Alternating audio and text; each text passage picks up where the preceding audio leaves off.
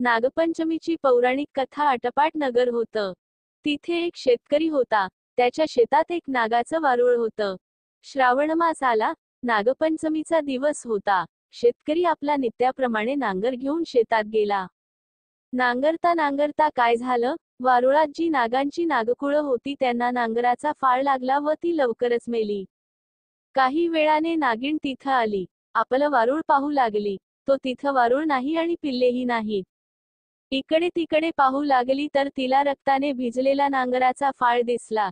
तसं तिच्या मनात आलं, या शेतकऱ्याच्या नांगरानं माझी पिल्लं मेली. या शेतकऱ्याचा निर्वंश करावा असे तिच्या मनाने घेतले.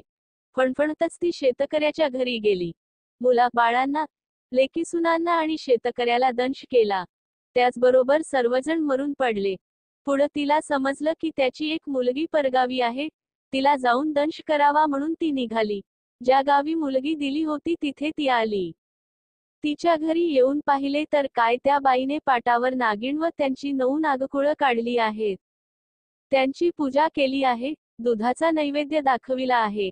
नागाला लाह्या, दुर्वा वगैरे वाहिल्या आहेत.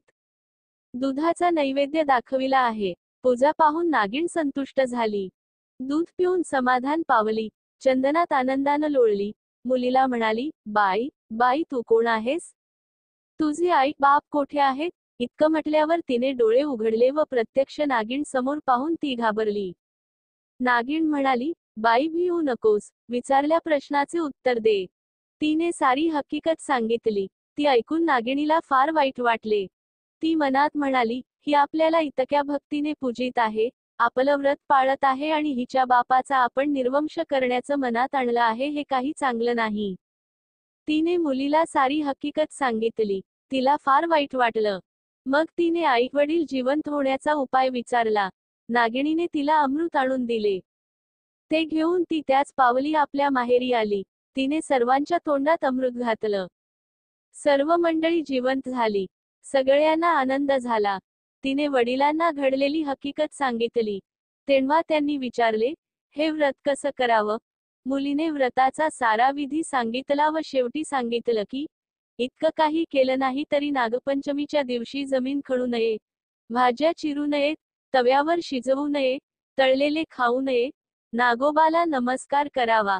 तेव्हापासून शेतकरी नागपंचमी पाळू लागला. जशी नागिन त्यांना प्रसन्न झाली, तशी तुम्हा आम्हा होवो. ही 60 उत्तरांची कहाणी. 5 उत्तरी सुफळ संपूर्ण. तात्पर्य, किती दुष्ट प्राणी असला आणि त्याची जर आपण मनोभावे चांगली आराधना केली, तर तो संतुष्ट झाल्यावाचून राहणार नाही.